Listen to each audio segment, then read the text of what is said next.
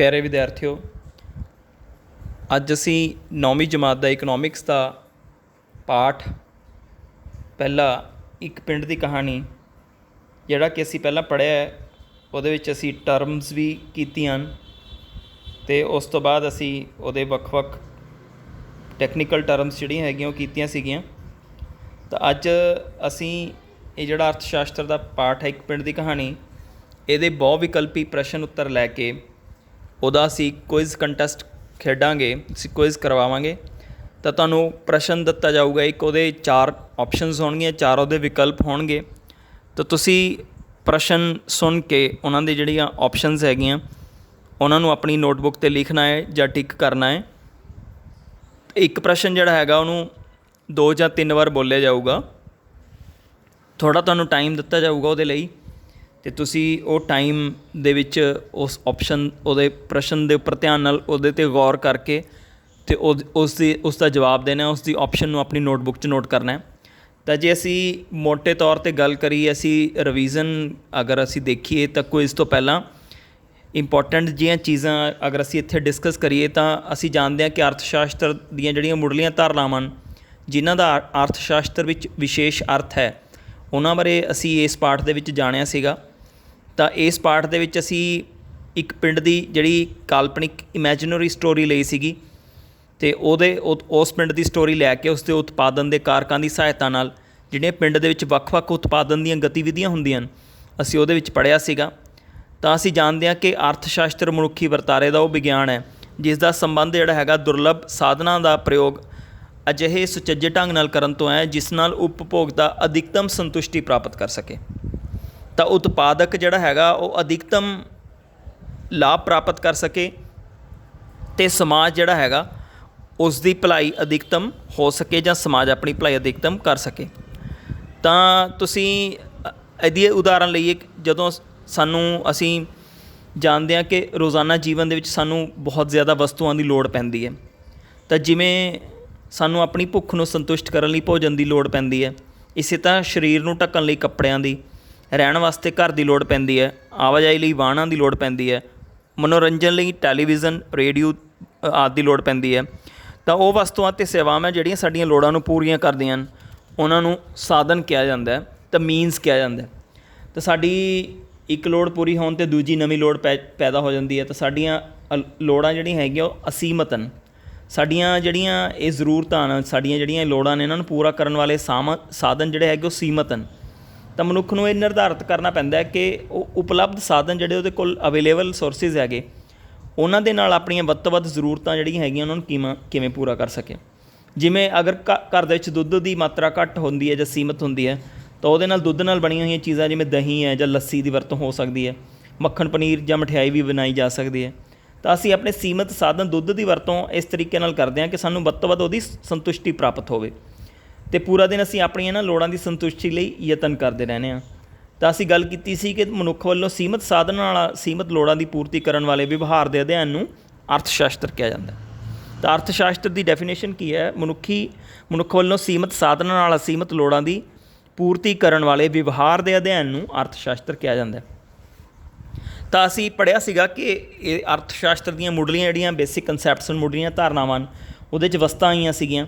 तो वस्तां जिवें रेड़ू पक्खा मोबाइल सीगा, तो वस्तां वो छूणयोग चीज़ां जिहड़ियां कि मनुख दी संतुष्टि नूं लोड़ां नूं संतुष्ट करदियां।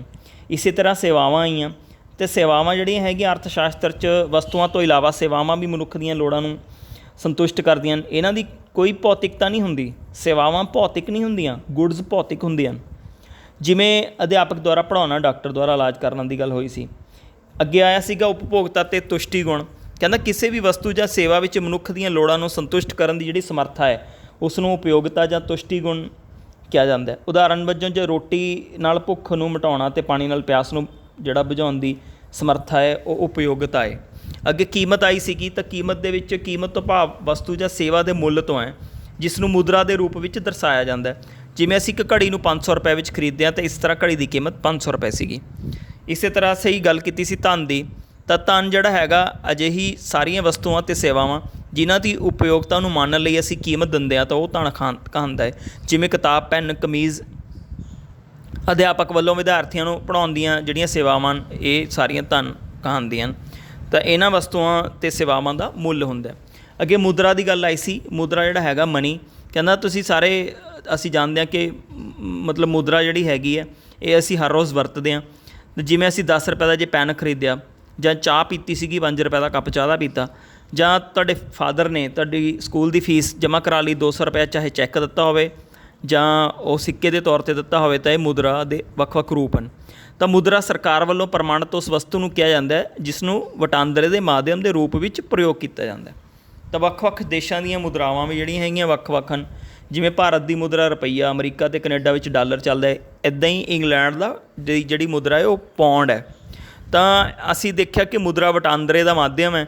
ਮੁਦਰਾ ਜਿਹੜਾ ਹੈਗਾ ਇਹ ਮੁੱਲ ਦੀ ਪ੍ਰਮਾਣਿਕ ਇਕਾਈ ਹੈ। ਇਸੇ ਤਰ੍ਹਾਂ ਭਵਿੱਖ ਵਿੱਚ ਕੀਤੇ ਜਾਣ ਵਾਲੇ ਭੁਗਤਾਨ ਦਾ ਮੁਦਰਾ ਜਿਹੜਾ ਹੈਗਾ ਉਹ ਮਾਧਿਅਮ ਹੈ।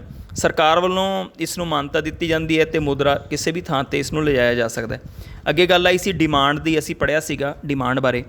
ਤਾਂ ਮੰਗ ਇਹਨੂੰ ਕਹਿੰਦੇ ਆ ਪੰਜਾਬੀ 'ਚ। ਤਾਂ ਮੰਗ ਇੱਕ ਵਸਤੂ ਦਾ ਉਹ ਵਸਤੂ ਦੀ ਉਸ ਮਾਤਰਾ ਨੂੰ ਦਰਸਾਉਂਦੀ ਹੈ ਜਿਸ ਨੂੰ ਉਪਭੋਗੀ ਜਿਹੜਾ ਹੈਗਾ ਇੱਕ ਨਿਸ਼ਚਿਤ ਸਮੇਂ 'ਤੇ ਹੋਰ ਸੰਭਵ ਕੀਮਤ 'ਤੇ ਖਰੀਦਣ 'ਤੇ ਯੋਗ ਦੇ ਇੱਛੁਕ ਹੁੰਦਾ। ਜਿਵੇਂ ਜਦੋਂ ਇੱਕ ਵਿਅਕਤੀ 1 ਰੁਪਏ ਪ੍ਰਤੀ ਕੀਮਤ 'ਤੇ ਚਾਕਲੇਟ ਦੇ 1 ਰੁਪਈਆ ਪ੍ਰਤੀ ਕੀਮਤ ਹੈ, ਚਾਕਲੇਟ ਦੀ ਕੀਮਤ ਜਿਹੜੀ ਹੈਗੀ ਇੱਕ ਚਾਕਲੇਟ ਦੀ 1 ਰੁਪਈਆ ਹੈ, ਤਾਂ 5 ਚਾਕਲੇਟ ਖਰੀਦਣ ਲਈ ਤਿਆਰ ਹੁੰਦਾ। ਤਾਂ ਉਹ ਮੰਗ ਜਿਹੜੀ ਹੈਗੀ ਉਸ ਦੀ 5 ਚਾਕਲੇਟ ਸੀਗੀ।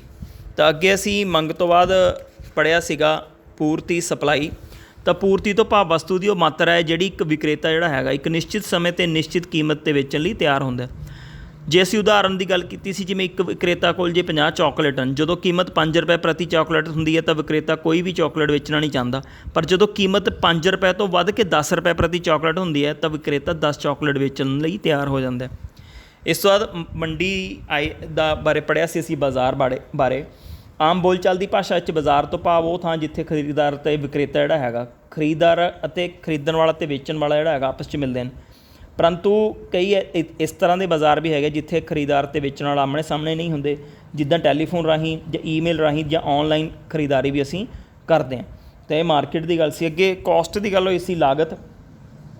ਜਦੋਂ ਵਸਤੂ ਦੇ ਉਤਪਾਦਨ ਤੋਂ ਲੈ ਕੇ ਵਿਕਰੀ ਕਰਨ ਤੱਕ ਮੁਦਰਾ ਦੇ ਰੂਪ ਵਿੱਚ ਕੋਈ ਵੀ ਰਾਸ਼ੀ ਖਰਚ ਕੀਤੀ ਜਾਂਦੀ ਹੈ ਤਾਂ ਉਸ ਨੂੰ ਲਾਗਤ ਕਿਹਾ ਜਾਂਦਾ।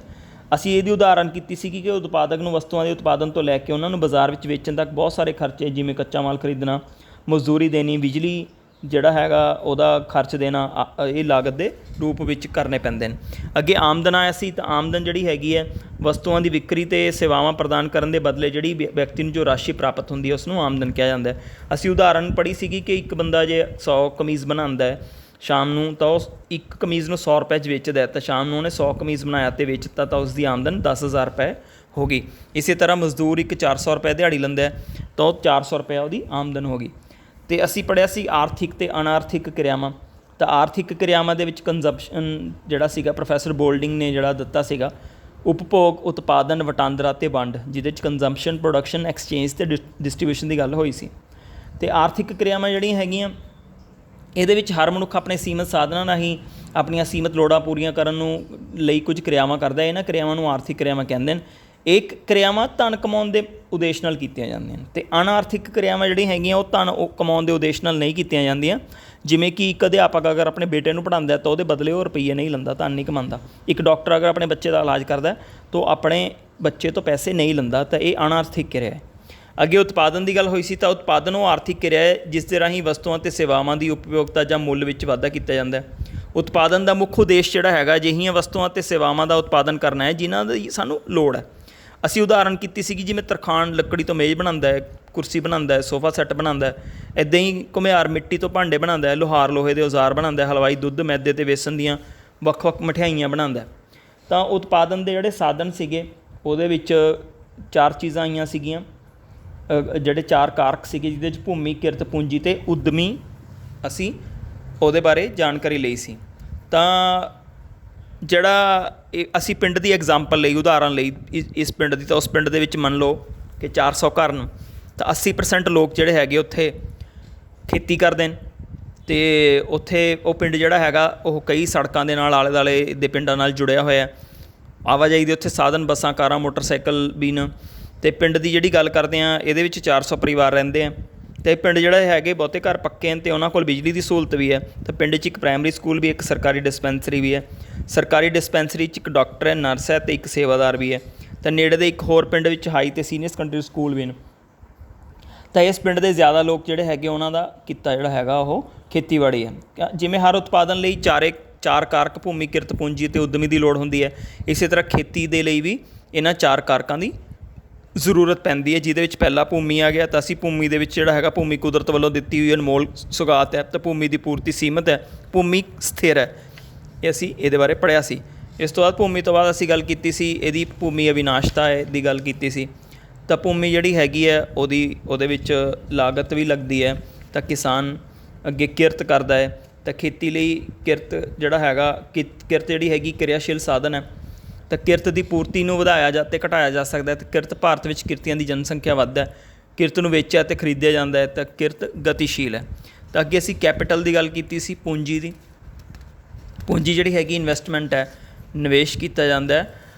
तो अगे वस्तुआं बनाने लई। अगे उद्यमी सीगा, एंटरप्रेन्योर है। उद्यमी उत्पादन की क्रिया दा विच आर्थिक निर्णय लैंदा है तो जोखिम उठांदा है, किहड़ी वस्तु का तो उस वस्तु की कितनी मात्रा दे विच उत्पादन किया जाना है, तो उद्यमी करता है। तो खेती के उत्पादों का मंडीकरण जिहड़े छोटे किसान वो कणक अपनी फसलां घर भी रख लैंदे ते वड्डे किसान जिहड़े हैगे मंडी दे विच वेच दिंदे ने। तो खेती दे गैर खेती क्रियावां दी भी असीं गल कीती सीगी। तो ये पाठ दे विच असीं हुण असीं क्विज़ दे जिहड़े हैगे बहु विकल्पी प्रश्न तुहानूं पुछांगे। तो क्विज़ दे प्रश्न बोले जाणगे, तुहानूं थोड़ा समा दित्ता जाऊगा। तो क्विज़ दे 4 ऑप्शनस होणगे एक प्रश्न दे, तुसीं वो टिक करने अपनी नोटबुक ते नोट करने।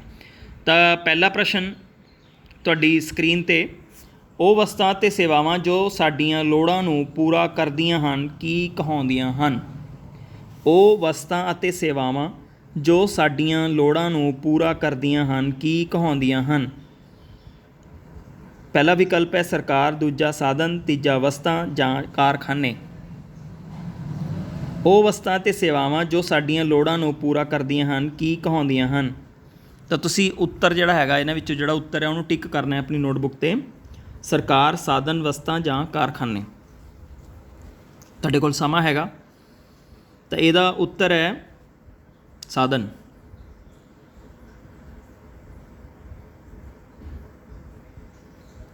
प्रश्न नंबर 2, मनुख वल्लों सीमित साधनां नाल असीमित लोड़ां दी पूर्ति करन वाले विवहार दे अध्ययन नूं की कहा जांदा है? ਮਨੁੱਖ ਵੱਲੋਂ ਸੀਮਿਤ ਸਾਧਨਾਂ ਨਾਲ ਅਸੀਮਿਤ ਲੋੜਾਂ ਦੀ ਪੂਰਤੀ ਕਰਨ ਵਾਲੇ ਵਿਵਹਾਰ ਦੇ ਅਧਿਐਨ ਨੂੰ ਕੀ ਕਿਹਾ ਜਾਂਦਾ ਹੈ? ਆਪਸ਼ਨ ਨੰਬਰ 1 ਇਤਿਹਾਸ, ਨੰਬਰ 2 ਭੂਗੋਲ, ਨੰਬਰ 3 ਅਰਥ ਸ਼ਾਸਤਰ, ਨੰਬਰ 4 ਨਾਗਰਿਕ ਸ਼ਾਸਤਰ। ਮਨੁੱਖ ਵੱਲੋਂ ਸੀਮਿਤ ਸਾਧਨਾਂ ਨਾਲ ਅਸੀਮਿਤ ਲੋੜਾਂ ਦੀ ਪੂਰਤੀ ਕਰਨ ਵਾਲੇ ਵਿਵਹਾਰ ਦੇ ਅਧਿਐਨ ਨੂੰ ਕੀ ਕਿਹਾ ਜਾਂਦਾ ਹੈ? ਇਤਿਹਾਸ, ਭੂਗੋਲ, ਅਰਥ ਸ਼ਾਸਤਰ ਜਾਂ ਨਾਗਰਿਕ ਸ਼ਾਸਤਰ। तो इसका उत्तर है ऑप्शन नंबर 3 अर्थ शास्त्र। अगला प्रश्न, किस तरह का वो काम जिस नाल साडी लोड़ां दी पूर्ति तां होवे पर उसकी भौतिकता ना होवे की कहाउंदा है? किसी तरह का वो काम जिस नाल साडी लोड़ां दी पूर्ति तां होवे पर उसकी भौतिकता ना होवे की कहाउंदा है? ऑप्शन नंबर 1 है वस्तु, 2 पूंजी, 3 लागत, 4 सेवावां। किसी तरह का वो काम जिस नाल साडी लोड़ां दी पूर्ति तां होवे पर उसकी भौतिकता ना होवे की कहाउंदा है? इसका उत्तर है सेवावां। प्रश्न नंबर 4, वस्तु जां सेवा दे मुੱਲ ਨੂੰ ਕੀ ਕਿਹਾ ਜਾਂਦਾ ਹੈ? वस्तु जां सेवा दे मुੱਲ ਨੂੰ ਕੀ ਕਿਹਾ ਜਾਂਦਾ ਹੈ? कीमत, करंसी, दुर्लभता जां मुੱਲ। वस्तु जां सेवा दे मुੱਲ ਨੂੰ ਕੀ ਕਿਹਾ ਜਾਂਦਾ है? ऑप्शन नंबर 1 है कीमत, 2 है करंसी, 3 ते दुर्लभता, 4 ते है मुੱਲ। वस्तु जां सेवा दे मुੱਲ ਨੂੰ ਕੀ ਕਿਹਾ ਜਾਂਦਾ है? तो इसका उत्तर है कीमत। अगला प्रश्न नंबर 5, ਅਜਿਹੀਆਂ ਸਭ ਵਸਤੂਆਂ ਤੇ ਸੇਵਾਵਾਂ ਜਿਨ੍ਹਾਂ ਦੀ ਉਪਯੋਗਤਾ ਨੂੰ ਮਾਨਣ ਲਈ ਕੀਮਤ ਦੇਣੀ ਪਵੇ ਕੀ ਕਹਾਉਂਦੀਆਂ ਹਨ?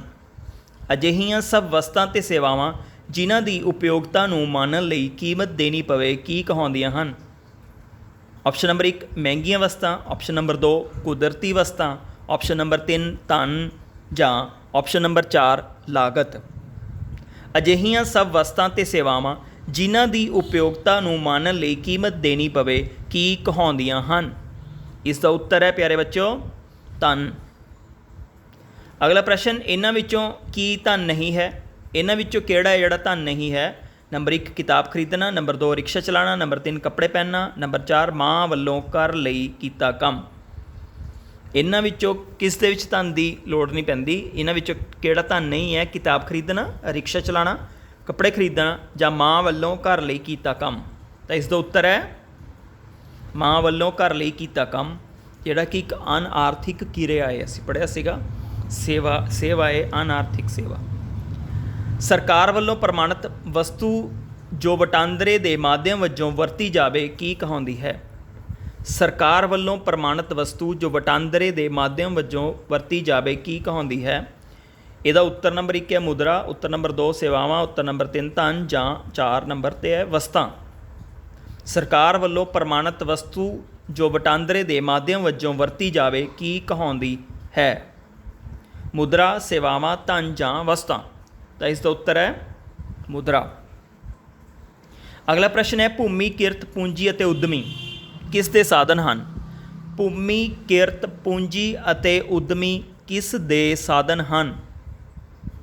ਆਪਸ਼ਨ ਨੰਬਰ 1 ਸਰਕਾਰ ਦੇ, ਆਪਸ਼ਨ ਨੰਬਰ 2 ਉਤਪਾਦਨ ਦੇ, ਆਪਸ਼ਨ ਨੰਬਰ 3 ਸਮਾਜ ਦੇ, ਆਪਸ਼ਨ ਨੰਬਰ 4 ਖੇਤੀ ਦੇ।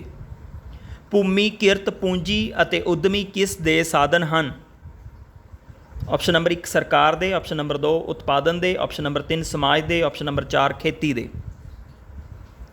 ਤਾਂ ਇਹਦਾ ਤੁਸੀਂ ਆਨਸਰ ਨੋਟ ਕਰਨਾ ਹੈ। ਭੂਮੀ, ਕਿਰਤ, ਪੂੰਜੀ ਅਤੇ ਉਦਮੀ ਕਿਸ ਦੇ ਸਾਧਨ ਹਨ ਅਤੇ ਉੱਤਰ ਹੈ ਉਤਪਾਦਨ ਦੇ। ਅਗਲਾ ਪ੍ਰਸ਼ਨ, ਆਰਥਿਕ ਲਾਭ ਲਈ ਕੀਤੀਆਂ ਕਿਰਿਆਵਾਂ ਕੀ ਕਹਾਉਂਦੀਆਂ ਹਨ। ਆਰਥਿਕ ਲਾਭ ਲਈ ਕੀਤੀਆਂ ਕਿਰਿਆਵਾਂ ਕੀ ਕਹਾਉਂਦੀਆਂ ਹਨ। ਕਿਰਤ, ਸੇਵਾ, ਧਨ, ਵਗਾਰ। ਆਰਥਿਕ ਲਾਭ ਲਈ ਕੀਤੀਆਂ ਕਿਰਿਆਵਾਂ ਕੀ ਕਹਾਉਂਦੀਆਂ ਹਨ। ਕਿਰਤ, ਸੇਵਾ, ਧਨ, ਵਗਾਰ। ਇਹਦਾ ਉੱਤਰ ਹੈ ਕਿਰਤ। ਅਗਲਾ ਪ੍ਰਸ਼ਨ ਹੈ ਇਹਨਾਂ ਵਿੱਚ ਉਤਪਾਦਨ ਦਾ ਕਿਹੜਾ ਸਾਧਨ ਕੁਦਰਤੀ ਹੈ। ਇਹਨਾਂ ਵਿੱਚ ਉਤਪਾਦਨ ਦਾ ਕਿਹੜਾ ਸਾਧਨ ਕੁਦਰਤੀ ਹੈ। ਪਹਿਲੀ ਆਪਸ਼ਨ ਹੈ ਕਿਰਤ, ਦੂਜਾ ਪੂੰਜੀ, ਤੀਜਾ ਭੂਮੀ, ਚੌਥਾ ਉਦਮੀ। ਇਹਨਾਂ ਵਿੱਚ ਉਤਪਾਦਨ ਦਾ ਕਿਹੜਾ ਸਾਧਨ ਕੁਦਰਤੀ ਹੈ। ਤਾਂ ਇਹਦਾ ਉੱਤਰ ਹੈ ਭੂਮੀ। ਭੂਮੀ ਇੱਕ ਕੁਦਰਤੀ ਸਾਧਨ ਹੈ ਉਤਪਾਦਨ ਦਾ। ਇੱਕ ਵਸਤੂ ਦੀ ਉਹ ਮਾਤਰਾ ਜਿਸ ਨੂੰ ਉਪਭੋਗੀ ਨਿਸ਼ਚਿਤ ਸਮੇਂ 'ਤੇ ਖਰੀਦਣ ਦਾ ਇੱਛੁਕ ਹੋਵੇ ਕੀ ਕਹਾਉਂਦੀ ਹੈ। ਇੱਕ ਵਸਤੂ ਦੀ ਉਹ ਮਾਤਰਾ ਜਿਸ ਨੂੰ ਉਪਭੋਗੀ ਨਿਸ਼ਚਿਤ ਸਮੇਂ 'ਤੇ ਖਰੀਦਣ ਦਾ ਇੱਛੁਕ ਹੋਵੇ ਕੀ ਕਹਾਉਂਦੀ ਹੈ। ਨੰਬਰ 1 ਲਾਗਤ, ਨੰਬਰ 2 ਮੰਗ, ਨੰਬਰ 3 ਪੂੰਜੀ, ਨੰਬਰ 4 ਇੱਛਾ। ਇੱਕ ਵਸਤੂ ਦੀ ਉਹ ਮਾਤਰਾ ਜਿਸ ਨੂੰ ਉਪਭੋਗੀ ਨਿਸ਼ਚਿਤ ਸਮੇਂ 'ਤੇ ਖਰੀਦਣ ਦਾ ਇੱਛੁਕ ਹੋਵੇ ਕੀ ਕਹਾਉਂਦੀ ਹੈ। ਮੰਗ। ਵਸਤੂ ਦੀ ਉਹ ਮਾਤਰਾ ਜਿਹੜੀ ਇੱਕ ਵਿਕਰੇਤਾ ਇੱਕ ਨਿਸ਼ਚਿਤ ਸਮੇਂ 'ਤੇ ਨਿਸ਼ਚਿਤ ਕੀਮਤ 'ਤੇ ਵੇਚਣ ਲਈ ਤਿਆਰ ਹੋਵੇ। ਨੰਬਰ 1 ਮੰਗ, ਨੰਬਰ 2 ਲਾਗਤ, ਨੰਬਰ 3 ਪੂਰਤੀ ਜਾਂ ਵਿਕਰੀ। ਪ੍ਰਸ਼ਨ ਨੰਬਰ 12, ਵਸਤੂ ਦੀ ਉਹ ਮਾਤਰਾ ਜਿਹੜੀ ਇੱਕ ਵਿਕਰੇਤਾ ਇੱਕ ਨਿਸ਼ਚਿਤ ਸਮੇਂ 'ਤੇ ਨਿਸ਼ਚਿਤ ਕੀਮਤ 'ਤੇ ਵੇਚਣ ਲਈ ਤਿਆਰ ਹੋਵੇ। ਨੰਬਰ 1 ਮੰਗ, ਨੰਬਰ 2 ਲਾਗਤ, ਨੰਬਰ 3 ਪੂਰਤੀ, ਨੰਬਰ 4 ਵਿਕਰੀ। ਤਾਂ ਇਹਦਾ ਉੱਤਰ ਹੈ ਪੂਰਤੀ। ਵਸਤੂ ਦੀ ਉਹ ਮਾਤਰਾ ਜਿਹੜੀ ਇੱਕ ਵਿਕਰੇਤਾ ਇੱਕ ਨਿਸ਼ਚਿਤ ਸਮੇਂ 'ਤੇ ਨਿਸ਼ਚਿਤ ਕੀਮਤ 'ਤੇ ਵੇਚਣ ਲਈ ਤਿਆਰ ਹੋਵੇ ਪੂਰਤੀ ਹੈ। ਅਗਲਾ ਪ੍ਰਸ਼ਨ, ਪ੍ਰਸ਼ਨ ਨੰਬਰ 13, ਜਿੱਥੇ ਵਸਤੂਆਂ ਦੇ ਖਰੀਦਾਰ ਅਤੇ ਵਿਕਰੇਤਾ ਖਰੀਦਾਰੀ ਅਤੇ ਵਿਕਰੀ ਕਰਦੇ ਹੋਣ। ਜਿੱਥੇ ਵਸਤੂਆਂ ਦੇ ਖਰੀਦਾਰ ਅਤੇ ਵਿਕਰੇਤਾ ਖਰੀਦਾਰੀ ਅਤੇ ਵਿਕਰੀ ਕਰਦੇ ਹੋਣ। ਨੰਬਰ 1 ਬਾਜ਼ਾਰ, ਨੰਬਰ 2 ਖੇਤ, ਨੰਬਰ 3 ਸ਼ਹਿਰ, ਨੰਬਰ 4 ਪਿੰਡ।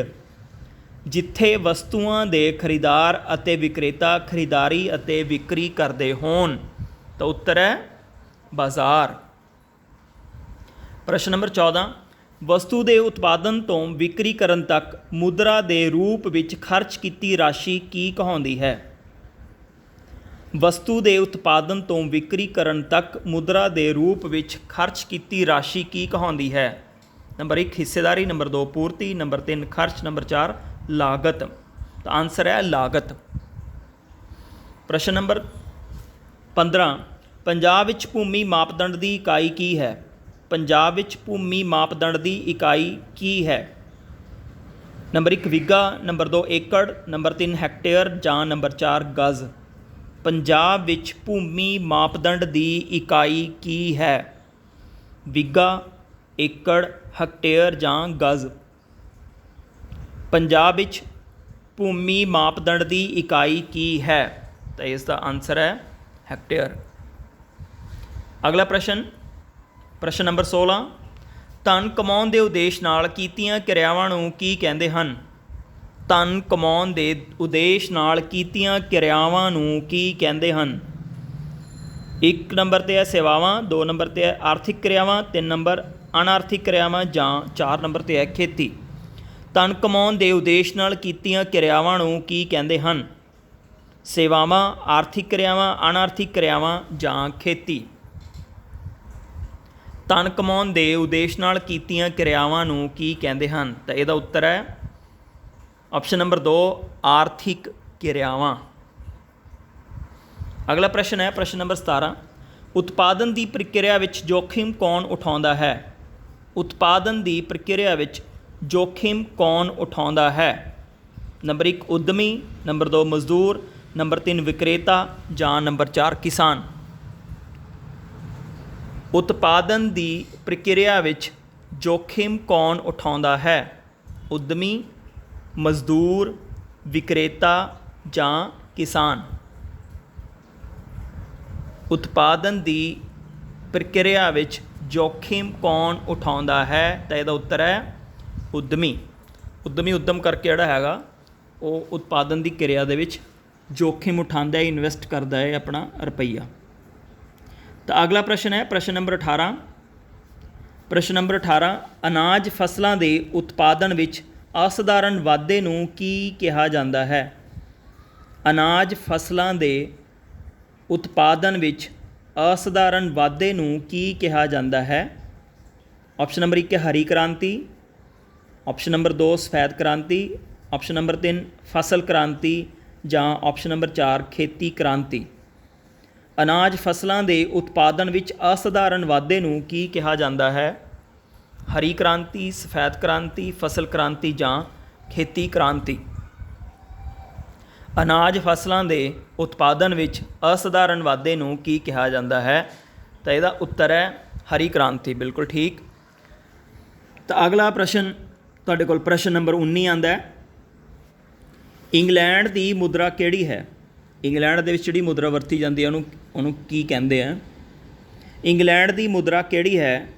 1 ते है डॉलर, 2 ऑप्शन ते हैगा पौंड, 3 ते है टका, 4 ते पैसा।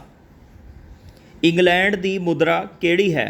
डॉलर, पौंड, टका जां पैसा। इंग्लैंड की मुद्रा किहड़ी है? तो आंसर है पौंड। इंग्लैंड दे विच जिहड़ा उन्हां दा मुद्रा चलती है वो पौंड दे विच चलती है। अगला प्रश्न है भारत की मुद्रा किहड़ी है? भारत की मुद्रा किहड़ी है? ऑप्शन नंबर 1 टका, option number 2 dollar, option number 3 lira, option number 4 रुपया। भारत की मुद्रा किहड़ी है? भारत की मुद्रा किहड़ी है? तो इसदा ऑप्शन नंबर 4 रुपया। भारत दे विच जिहड़ी मुद्रा वरती जाती है वो रुपया है। प्रश्न नंबर 21, किस राज नूं अनाज की टोकरी वजों जाणिया जाता है? किस राज नूं अनाज की टोकरी वजों जाणिया जाता है? Option number 1 Kerala, option number 2 Assam, option number 3 Punjab, option number 4 Haryana. किस राज नूं अनाज की टोकरी वजों जाणिया जाता है? तो इसका उत्तर है पंजाब। पंजाब जिहड़ा राज है इहनूं अनाज की टोकरी वजों जाणिया जाता है। पंजाब बहुत अनाज के भंडार पैदा करता है।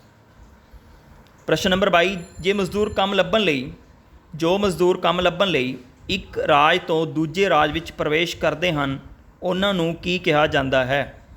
जो मजदूर काम लभण लई एक राज तो दूजे राज विच प्रवेश करते हैं उन्हां नूं की कहा जाता है? ऑप्शन नंबर 1 प्रवासी मजदूर, ऑप्शन नंबर 2 किसान, ऑप्शन नंबर 3 व्यापारी जां घुमक्कड़। जो मजदूर काम लभण लई एक राज तो दूजे राज विच प्रवेश करते हैं उन्हां नूं की कहा जाता है? तो इसका उत्तर है प्रवासी मजदूर। अगला प्रश्न है प्रश्न नंबर 23, भूमि के एक टुकड़े ते एक साल विच एक तो वध फसलां पैदा करन नूं की कहा जाता है? ਭੂਮੀ ਦੇ ਇੱਕ ਟੁਕੜੇ 'ਤੇ ਇੱਕ ਸਾਲ ਵਿੱਚ ਇੱਕ ਤੋਂ ਵੱਧ ਫਸਲਾਂ ਪੈਦਾ ਕਰਨ ਨੂੰ ਕੀ ਕਿਹਾ ਜਾਂਦਾ ਹੈ? ਤਾਂ ਇਹਦਾ ਆਪਸ਼ਨ 1 ਹੈ ਫਸਲ, ਆਪਸ਼ਨ ਨੰਬਰ 2 ਸੰਘਣੀ ਖੇਤੀ, ਆਪਸ਼ਨ ਨੰਬਰ 3 ਬਹੁਫਸਲੀ ਵਿਧੀ, ਆਪਸ਼ਨ ਨੰਬਰ 4 ਮਿਸ਼ਰਤ ਖੇਤੀ। ਭੂਮੀ ਦੇ ਇੱਕ ਟੁਕੜੇ ਦੇ ਇੱਕ ਸਾਲ ਵਿੱਚ ਇੱਕ ਤੋਂ ਵੱਧ ਫਸਲਾਂ ਪੈਦਾ ਕਰਨ ਨੂੰ ਕੀ ਕਿਹਾ ਜਾਂਦਾ ਹੈ? ਤਾਂ ਇਸ ਦਾ ਉੱਤਰ ਹੈ ਬਹੁਫਸਲੀ ਵਿਧੀ ਦੇ ਨਾਲ ਇੱਥੇ ਫਸਲਾਂ ਵੱਧ ਪੈਦਾ ਕੀਤੀਆਂ ਜਾਂਦੀਆਂ। ਆਰਥਿਕ ਕਿਰਿਆਵਾਂ ਨੂੰ ਕਿੰਨੇ ਭਾਗਾਂ ਵਿੱਚ ਵੰਡਿਆ ਜਾਂਦਾ ਹੈ? ਆਰਥਿਕ ਕਿਰਿਆਵਾਂ ਨੂੰ ਕਿੰਨੇ ਭਾਗਾਂ ਵਿੱਚ ਵੰਡਿਆ ਜਾਂਦਾ ਹੈ? ਆਰਥਿਕ ਕਿਰਿਆਵਾਂ ਨੂੰ ਕਿੰਨੇ ਭਾਗਾਂ ਵਿੱਚ ਵੰਡਿਆ ਜਾਂਦਾ ਹੈ? ਆਪਸ਼ਨ 1 ਹੈ 2 ਨੰਬਰ ਆਪਸ਼ਨ ਹੈ 4, 3 ਨੰਬਰ ਆਪਸ਼ਨ ਹੈ 3 ਜਾਂ 4 ਨੰਬਰ 'ਤੇ ਹੈ 6। 2, 4, 3 ਜਾਂ 6। ਆਰਥਿਕ ਕਿਰਿਆਵਾਂ ਨੂੰ ਕਿੰਨੇ ਭਾਗਾਂ ਵਿੱਚ ਵੰਡਿਆ ਜਾਂਦਾ ਹੈ? ਤਾਂ ਇਸ ਦਾ ਉੱਤਰ ਹੈ 4। ਆਰਥਿਕ ਕਿਰਿਆਵਾਂ ਜਿਹੜੀਆਂ ਹੈਗੀਆਂ ਉਹਨਾਂ ਨੂੰ ਅਸੀਂ ਪੜ੍ਹਿਆ ਸੀਗਾ ਕਿ 4 ਭਾਗਾਂ ਦੇ ਵਿੱਚ ਵੰਡਿਆ ਜਾਂਦਾ ਹੈ। ਭੂਮੀ ਸਥਿਰ ਹੈ ਜਾਂ ਅਸਥਿਰ? ਭੂਮੀ ਸਥਿਰ ਹੈ ਜਾਂ ਅਸਥਿਰ? ਆਪਸ਼ਨ ਨੰਬਰ 1 ਸਥਿਰ, ਆਪਸ਼ਨ ਨੰਬਰ 2 ਅਸਥਿਰ, ਆਪਸ਼ਨ ਨੰਬਰ 3 ਕਹਿ ਨਹੀਂ ਸਕਦੇ, ਆਪਸ਼ਨ ਨੰਬਰ 4 ਊੜਾ ਆੜਾ ਦੋਵੇਂ। ਭੂਮੀ ਸਥਿਰ ਹੈ ਜਾਂ ਅਸਥਿਰ? ਤਾਂ ਇਸ ਦਾ ਉੱਤਰ ਹੈਗਾ ਆਪਸ਼ਨ ਨੰਬਰ 1 ਸਥਿਰ। ਭੂਮੀ ਸਥਿਰ ਹੈ। ਪ੍ਰਸ਼ਨ ਨੰਬਰ 26 ਸਾਡੇ ਦੇਸ਼ ਦੀ ਖੇਤੀਯੋਗ ਭੂਮੀ ਦੇ ਕਿੰਨੇ ਭਾਗ ਵਿੱਚ ਸਿੰਚਾਈ ਹੁੰਦੀ ਹੈ? ਸਾਡੇ ਦੇਸ਼ ਦੀ ਖੇਤੀਯੋਗ ਭੂਮੀ ਦੇ ਕਿੰਨੇ ਭਾਗ ਵਿੱਚ ਸਿੰਚਾਈ ਹੁੰਦੀ ਹੈ? ਆਪਸ਼ਨ ਨੰਬਰ 1 ਹੈ 40%, option number 2 10%, option number 3 100%, option number 4 70%। ਸਾਡੇ ਦੇਸ਼ ਦੀ ਖੇਤੀਯੋਗ ਭੂਮੀ ਦੇ ਕਿੰਨੇ ਭਾਗ ਵਿੱਚ ਸਿੰਚਾਈ ਹੁੰਦੀ ਹੈ? ਪਹਿਲਾ ਆਪਸ਼ਨ ਹੈ 40%, ਦੂਜਾ ਹੈ 10%, ਤੀਜਾ ਆਪਸ਼ਨ ਹੈ 100%, ਚੌਥਾ ਆਪਸ਼ਨ ਹੈ 70%। ਸਾਡੇ ਦੇਸ਼ ਦੀ ਖੇਤੀਯੋਗ ਭੂਮੀ ਦੇ ਕਿੰਨੇ ਭਾਗ ਵਿੱਚ ਸਿੰਚਾਈ ਹੁੰਦੀ ਹੈ? ਤਾਂ ਇਸ ਦਾ ਉੱਤਰ ਹੈ 40%। ਅਗਲਾ ਪ੍ਰਸ਼ਨ ਹੈ ਪੰਜਾਬ ਕੇਂਦਰੀ ਅੰਨ ਭੰਡਾਰ ਵਿੱਚ ਕਣਕ ਦਾ ਕਿੰਨਾ ਹਿੱਸਾ ਪਾਉਂਦਾ ਹੈ? ਪੰਜਾਬ ਕੇਂਦਰੀ ਅੰਨ ਭੰਡਾਰ ਵਿੱਚ ਕਣਕ ਦਾ ਕਿੰਨਾ ਹਿੱਸਾ ਪਾਉਂਦਾ ਹੈ? ਆਪਸ਼ਨ ਨੰਬਰ 1 ਹੈ 10%, ਆਪਸ਼ਨ ਨੰਬਰ 2 ਹੈ 20%, ਆਪਸ਼ਨ ਨੰਬਰ 3 ਹੈ 40%, ਆਪਸ਼ਨ ਨੰਬਰ 4 60%। ਪੰਜਾਬ ਕੇਂਦਰੀ ਅੰਨ ਭੰਡਾਰ ਵਿੱਚ ਕਣਕ ਦਾ ਕਿੰਨਾ ਹਿੱਸਾ ਪਾਉਂਦਾ ਹੈ? ਤਾਂ ਇਸ ਦਾ ਉੱਤਰ ਹੈ 60%। ਪ੍ਰਸ਼ਨ ਨੰਬਰ 28 ਭਾਰਤ ਵਿੱਚ ਜ਼ਿਆਦਾਤਰ ਕਿਸਾਨ ਕਿਹੜੇ ਹਨ? ਕਿੱਦਾਂ ਦੇ ਮਤਲਬ ਕਿਸਾਨ? ਭਾਰਤ ਵਿੱਚ ਜ਼ਿਆਦਾਤਰ ਕਿਸਾਨ ਕਿਹੜੇ ਹਨ? ਨੰਬਰ 1 ਛੋਟੇ, ਆਪਸ਼ਨ ਨੰਬਰ 2 ਮੱਧ ਦਰਜੇ ਦੇ, ਆਪਸ਼ਨ ਨੰਬਰ 3 ਵੱਡੇ ਕਿਸਾਨ, ਆਪਸ਼ਨ ਨੰਬਰ 4 ਕਿਸਾਨ ਨਹੀਂ ਹਨ। ਭਾਰਤ ਵਿੱਚ ਜ਼ਿਆਦਾਤਰ ਕਿਸਾਨ ਕਿਹੜੇ ਹਨ? ਛੋਟੇ, ਮੱਧ ਦਰਜੇ ਦੇ, ਵੱਡੇ ਕਿਸਾਨ ਜਾਂ ਕਿਸਾਨ ਹੀ ਨਹੀਂ ਹਨ। ਤਾਂ ਭਾਰਤ ਵਿੱਚ ਜ਼ਿਆਦਾਤਰ ਕਿਸਾਨ ਕਿਹੜੇ ਹਨ? ਇਸ ਦਾ ਉੱਤਰ ਹੈ ਛੋਟੇ ਕਿਸਾਨ। ਭਾਰਤ ਵਿੱਚ ਜ਼ਿਆਦਾਤਰ ਛੋਟੇ ਕਿਸਾਨ ਹਨ। ਪ੍ਰਸ਼ਨ ਨੰਬਰ 29 ਵਿਅਕਤੀ ਵੱਲੋਂ ਬਣਾਈਆਂ ਉਹ ਵਸਤੂਆਂ ਜਿਹੜੀਆਂ ਹੋਰ ਵਸਤੂਆਂ ਦੇ ਉਤਪਾਦਨ ਵਿੱਚ ਪ੍ਰਯੋਗ ਹੋਣ ਕੀ ਕਹਾਉਂਦੀਆਂ ਹਨ? ਵਿਅਕਤੀ ਵੱਲੋਂ ਬਣਾਈਆਂ ਉਹ ਵਸਤੂਆਂ ਜਿਹੜੀਆਂ ਹੋਰ ਵਸਤੂਆਂ ਦੇ ਉਤਪਾਦਨ ਵਿੱਚ ਪ੍ਰਯੋਗ ਹੋਣ ਕੀ ਕਹਾਉਂਦੀਆਂ ਹਨ? ਪੂੰਜੀ, ਧਨ, ਪਦਾਰਥ ਜਾਂ ਨਿਆਣ। ਵਿਅਕਤੀ ਵੱਲੋਂ ਬਣਾਈਆਂ ਉਹ ਵਸਤੂਆਂ ਜਿਹੜੀਆਂ ਹੋਰ ਵਸਤੂਆਂ ਦੇ ਉਤਪਾਦਨ ਵਿੱਚ ਪ੍ਰਯੋਗ ਹੋਣ ਕੀ ਕਹਾਉਂਦੀਆਂ ਹਨ? ਤਾਂ ਉਹ ਪੂੰਜੀ ਕਹਾਉਂਦੀਆਂ ਹਨ। ਅੱਗੇ ਜਾ ਕੇ ਉਹ ਪਦਾਰਥ ਬਣ ਜਾਂਦੀਆਂ ਹਨ। ਹਲਵਾਈ ਦੁਆਰਾ ਮਿਠਾਈ ਤਿਆਰ ਕਰਨ ਦੀ ਕਿਰਿਆ ਕੀ ਅਖਵਾਏਗੀ? ਹਲਵਾਈ ਦੁਆਰਾ ਮਿਠਾਈ ਤਿਆਰ ਕਰਨ ਦੀ ਕਿਰਿਆ ਕੀ ਅਖਵਾਵੇਗੀ? ਆਪਸ਼ਨ ਨੰਬਰ 1 ਉਤਪਾਦਨ, ਆਪਸ਼ਨ ਨੰਬਰ 2 ਸੇਵਾ, ਆਪਸ਼ਨ ਨੰਬਰ 3 ਮਨੋਰੰਜਨ, ਆਪਸ਼ਨ ਨੰਬਰ 4 ਪੂਰਤੀ। ਹਲਵਾਈ ਦੁਆਰਾ ਮਿਠਾਈ ਤਿਆਰ ਕਰਨ ਦੀ ਕਿਰਿਆ ਕੀ ਅਖਵਾਵੇਗੀ? ਉਤਪਾਦਨ, ਸੇਵਾ, ਮਨੋਰੰਜਨ ਜਾਂ ਪੂਰਤੀ। ਤਾਂ 30ਵਾਂ ਸਵਾਲ ਜਿਹੜਾ ਹੈਗਾ ਆਖਰੀ ਸਵਾਲ ਤੁਹਾਡੀ ਸਕਰੀਨ 'ਤੇ ਹੈ। ਹਲਵਾਈ ਦੁਆਰਾ ਮਿਠਾਈ ਤਿਆਰ ਕਰਨ ਦੀ ਕਿਰਿਆ ਕੀ ਅਖਵਾਵੇਗੀ? ਉਤਪਾਦਨ, ਸੇਵਾ, ਮਨੋਰੰਜਨ ਜਾਂ ਪੂਰਤੀ। ਤਾਂ ਇਸ ਦਾ ਉੱਤਰ ਹੈ ਹਲਵਾਈ ਦੁਆਰਾ ਮਿਠਾਈ ਤਿਆਰ ਕਰਨ ਦੀ ਕਿਰਿਆ ਉਤਪਾਦਨ ਅਖਵਾਵੇਗੀ। ਤਾਂ ਪਿਆਰੇ ਵਿਦਿਆਰਥੀਓ, ਇਹ ਸਾਡਾ ਕੁਇਜ਼ ਸੀਗਾ। ਤੁਸੀਂ ਇਹਦੇ ਵਿੱਚ ਭਾਗ ਲਿਆ। ਉਮੀਦ ਕਰਦੇ ਹਾਂ ਕਿ ਤੁਸੀਂ ਜਿੰਨੇ ਵੀ ਪ੍ਰਸ਼ਨ ਇਹਦੇ ਵਿੱਚ ਬਹੁ ਵਿਕਲਪੀ ਆਏ ਇਹਨਾਂ ਨੂੰ ਆਪਣੀਆਂ ਨੋਟਬੁੱਕਸ ਦੇ ਉੱਪਰ ਨੋਟ ਕਰੋਗੇ।